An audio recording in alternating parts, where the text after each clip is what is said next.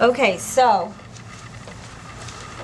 as everyone kind of volunteers some answers here, Ryan will write them on the board.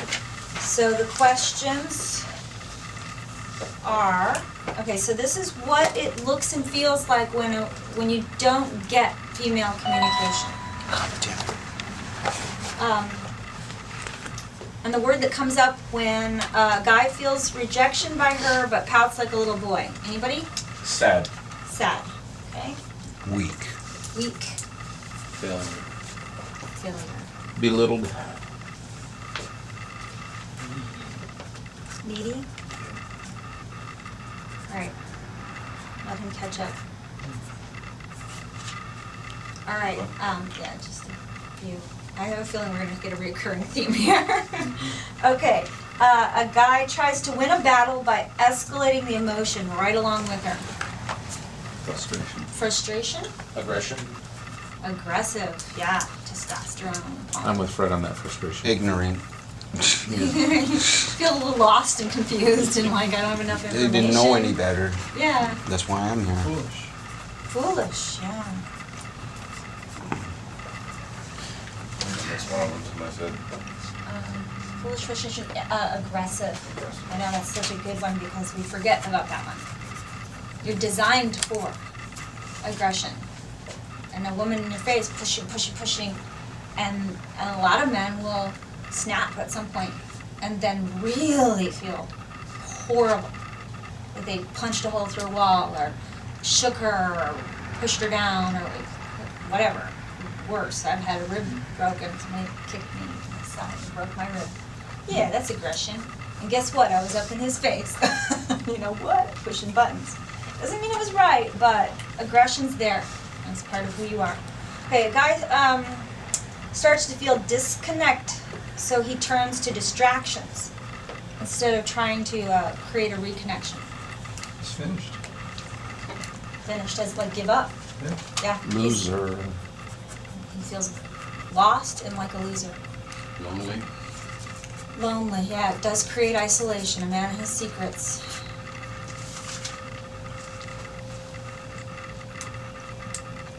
You turn to distractions instead of stepping up. Anything else?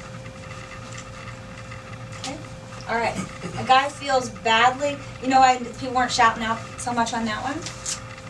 Because you feel justified. Where you all are potentially, I'm not, just generalizing here, is you feel justified in going into those distractions. That's my treat for having to deal with you. That's my coping, that's my cave. What if you actually had a cave time and that was, you deemed that to be on your square and you lived from that? Then you wouldn't have to scurry away and hide and do it on the low down low. Well, my grandfather just used to come home and go straight to the basement. Right. So he never had to deal with it at all. Ever. So he died. So you're Yeah. coached because we don't have basements here in Phoenix. Right, he's out of luck. But his Richter scale is really in the Bendo traditions, and this will be something we're going to cover in a future class, in the judo culture in Japan, part of the re-entry process is when the man comes home from work, 15 minutes of silence is observed. It's a changing of the guard. She's surrendering and turning over the guarding of the house while he was away, and he's reclaiming it in that amount of time. It's a show of respect. And it just so happens that men need 15 to 30 minutes when they get home to reclaim their territory, to chill out, to kind of adjust from being out in the world. So, cave time is on a lot of people's squares when we get finished with them. Okay, the guy feels badly about his ability to lead, so he puts her in charge of the pack and the home. He just defers that over to her. What are some words that came up? Passive. He's lost. Lost once again, yeah. Worthless, he's given up. Given up, feels worthless, Discouraged.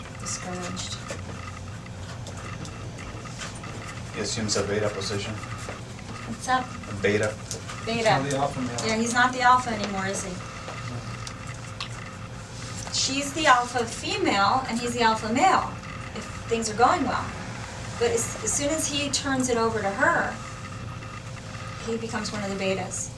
You all right, Fred? Yeah. It's good. It's your right side, A right? little trouble with my shoulder. Okay, it's not. All right. That last question, that wasn't. Oh, that really hurt. Your heart's on the other side, Fred. Yeah, I was thinking your heart, that's the right side, right? Okay. A guy tries to buy his way out of the doghouse with gifts and placation. Do you know what I mean by placating? Yes. Phony. Yeah, yes, honey, and just kind of trying to get her off his back. Not really solving the problem.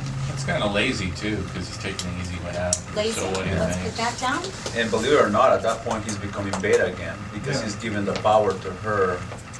I mean, like if you see Yes. animals, how they behave, they bring food to the alpha. And that's basically what this person is doing, is bringing gifts and bearing to the lady at this point. So he's Yeah. taking a beta position again. Mm-hmm. If you're doing it for that agenda, now there are native cultures that have been studied. If you read the book, The Continuum Concept, and there was a reality show about these native guys, and they would bungee jump. They'd build these big towers and then jump off of them and stuff. You see that? It's like Tribes Gone Wild or something. But anyway, so the women enjoyed sex as much as the men. It was a culture where that was known, and that's just how it was.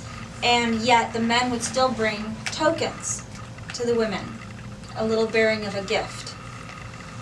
That I'm bringing you this because I know that what we're going to do could cause you to be pregnant and have to carry a baby and do that, and I want you to know I'm going to protect and provide for you. But that would be a ritual, right? That's a ritual. So Yeah. that's what I was getting at. It's very different motivation. Well, one shows that he's a provider, and the other one shows that he's submissive, and not that so much that he's a provider. It's completely different. He's actually not providing. He's not Because her providing. real security needs aren't being met. It's just a paycheck coming home or whatever. Yeah. It's a cop-out. I'd like to put cop-out on that one. Oh, that's good. Powerless. If you're doing that, you feel powerless. And you feel your only worth is your money, your stuff. Kind of thing. Okay. A guy that lashes out, punishing everyone around him out of frustration. Everybody knows that guy. And every now and then, you all go home and take your dog, don't you? So, all right. So it's like that. You're bleh, projecting all over everything. What'd you guys put for that one? Just had anger. Yeah, it's obviously got an undercurrent of rage going on there. Someone that has lost his frame. Yeah, and you want to explain frame? Yes, it's actually going to be a long topic. Hopefully one of these days I will get an opportunity to tell you about it. But frame is basically how you perceive the experiences that are around you, not only inside but outside as well. And it's what defines you as a person. It could be a female or male. And when you have broken those values, those core values of yours, that's when you get out of frame and you start acting like something or somebody that you don't know. And it happens to many of us when we get rejected and you get mad or something, and then you start taking it out on somebody else. Could be at work, could be at your family or whomever. So it's kind of like when you're acting outside of who you truly are and who your true nature is. So that's kind of like what being outside of frame is. Right So, on. a little bit of a long topic, but I think But it's really what we're talking about tonight. Because it's the same concept of being on, if you're on your square or you're off your square. If you're managing your frame, in the pickup world, we have frame control. So managing your own person, your own personal space, your own territory, and this is a great segue because it's what we're going to talk about next. You've got to convey it there first. You have to really own yourself first. There's a yoga class that we did here when I had my yoga studio open in the suite next door called Marry Thyself First. And it was about really owning your own values, making a commitment to who you are before you got married. So, anyway, number one, I'm not getting choked up about this. Married. Okay, number 4, owning your personal territory and setting up your perimeter. Should have had this marked at one point, probably I don't now. All right, this is a great book. I highly recommend this. And the Way of the Superior Man by David Data, two top books. And setting up your perimeter, your territory. This is, you want to explain about your reference to military setting up the perimeter? And Yeah. Yeah, basically setting up a perimeter. And, militarily speaking, if you are going into enemy territory, the first thing that you do with your unit is you establish a perimeter. And what that means is basically that you're setting up, some sort of area, what we like to call a square a lot of times, that you know that everything inside of that perimeter is going to be protected. Everything inside of that perimeter is safe, is a safe zone for you guys, for the guys. Everything outside of that is unknown. But without setting up that initial perimeter, you won't have the chance to go inside of it, take rest if you need to take rest, eat if you need to eat, and those kind of things. So initially setting up your perimeter is our first step for the foundation of setting up your square. So. And in my sexuality coaching, if you don't have a strong frame, strong square, strong parameter set up, you're going to be operating like a caveman with regard to sex.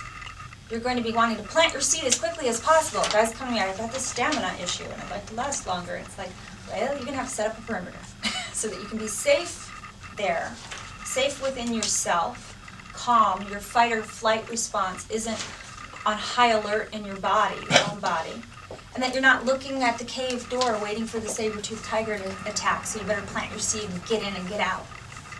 You want to take 2 hours doing tantric sex stuff, you better make sure your perimeter is